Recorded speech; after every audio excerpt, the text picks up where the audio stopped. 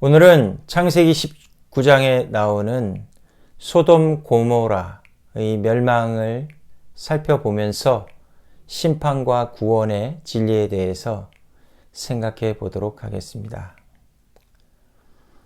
사람이 구원을 받는가 혹은 심판에 이르는가는 누구를 만나고 누구와 대화하고 누구를 나의 마음속으로 환영하는가에 의해 결정됩니다.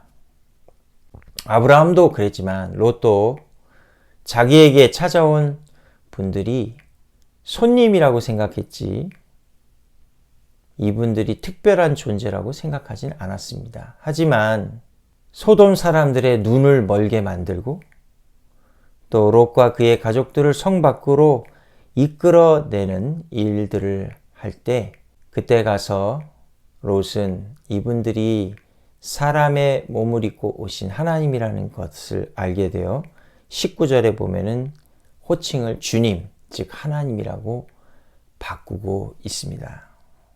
우리가 알아야 하는 것은 이처럼 구원은 매우 가까이에 있다는 사실입니다.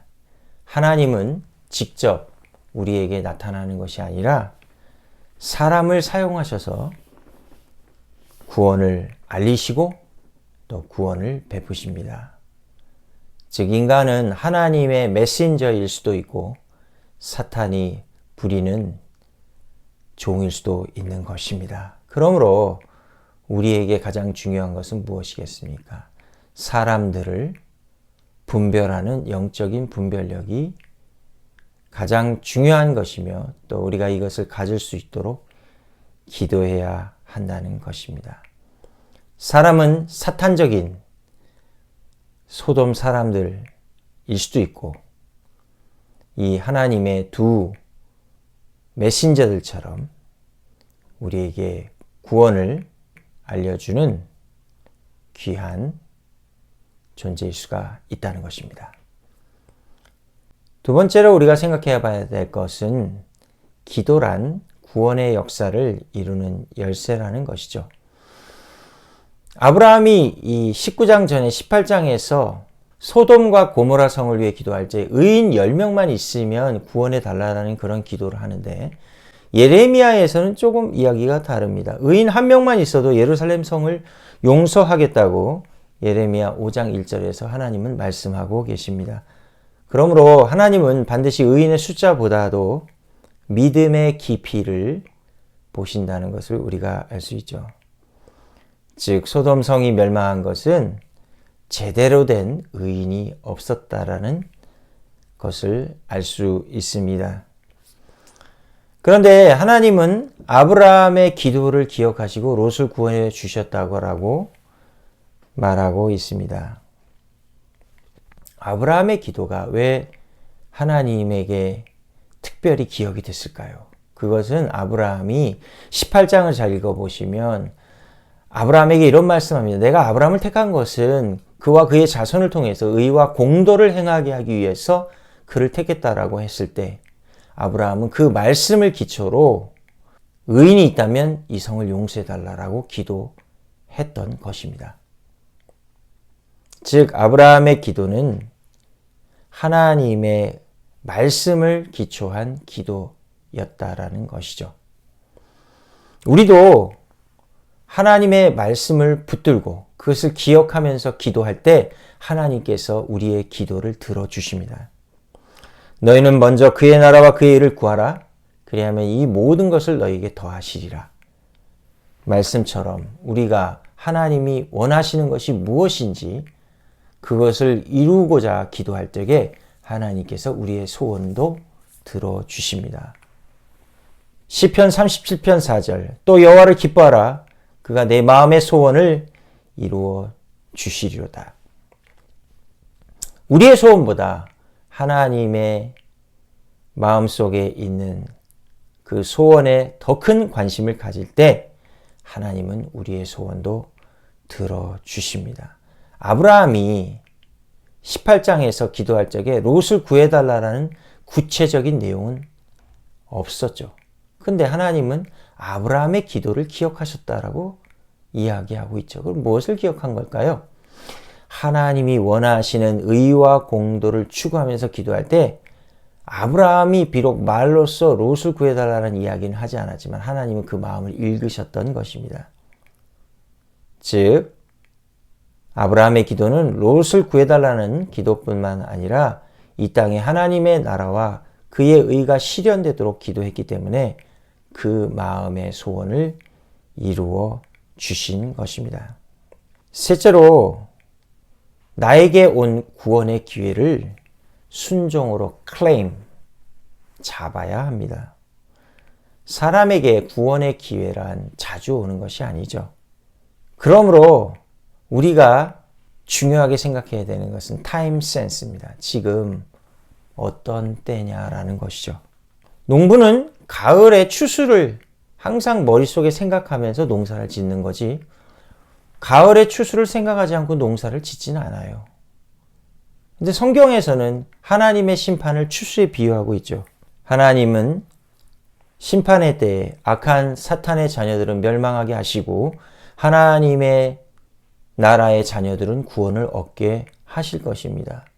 그러므로 우리가 영적으로 깨어서 하나님께서 베푸시는 구원의 은혜를 믿음으로 잡을 수 있어야 합니다. 창세기 19장에 보면 롯의 가정에 예고치 않게 어느 날 갑자기 구원의 기회가 찾아왔습니다.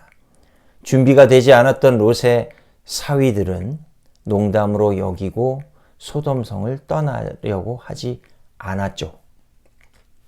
롯도 소돔성에 쌓아둔 재산과 돈을 가져갈 궁리를 하느라 꿈을 거렸습니다.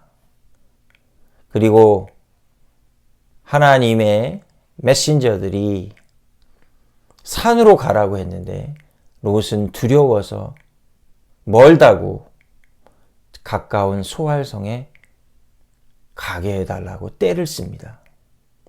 결국 거기서도 심판에 대한 두려움이 느껴져서 산으로 갔습니다만 그 사이에 롯의 아내가 소금 기둥이 되고 말았습니다. 이것은 롯의 가정에 치명적인 사건이 되고 말았죠. 왜냐하면 롯의 아내가 없음으로 인해서 롯의 딸들이 음란한 짓을 하여 음란한 자녀들을 낳고 말았던 것이죠. 이를 통해 우리가 알 수 있는 것은 평소에 신앙생활을 잘 하지 않으면 구원의 기회가 와도 잡기가 어렵다라는 사실입니다. 그래서 하나님의 말씀을 받는 생활을 잘 해야 됩니다. 왜냐하면 하나님의 말씀은 우리의 영을 활성화시키고 깨어나게 하거든요. 우리가 이 말씀을 심령에 받아 깨어난 심령으로 기도할 적에 하나님께서 우리의 기도를 힘있고 파워 있게 만들어 주십니다. 그러나 하나님의 말씀이 아닌 육신의 정욕, 안목의 정욕, 이생의 자랑으로 우리의 영이 무뎌지게 되면 구원의 기회가 와도 롯처럼 대단히 곤란한 위기에 봉착하게 된다는 사실입니다. 누가복음 21장 34절 너희는 스스로 주의하라. 그리하여 어느 때라도 너희 마음이 방탕과 술 취함과 이생의 염려로 둔하게 되어 그날이 갑자기 너희에게 임하지 않게 하라라고 예수님은 경고하셨습니다. 우리가 이 땅에 대한 염려로 우리의 영혼이 감각이 떨어지지 않도록 늘 기도해야 하겠습니다. 거룩하신 주님, 저희들에게 다가오는 사람들의 영적인 상태를 분별할 수 있도록 도와주셔서 사탄에게 종노릇하는 사람들을 잘 분별하여 물리치게 하시고 하나님과 가까운 사람들과 같이 잘 지내게 하여 주시옵시며 저희에게 구원의 기회가 왔을 때 그것을 잡을 수 있는 영적으로 깨어있는 신자들이 되도록 축복하여 주시옵소서. 저희의 기도가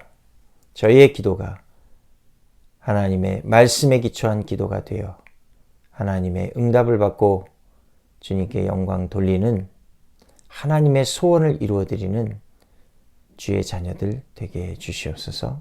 예수님의 이름으로 기도합니다. 아멘.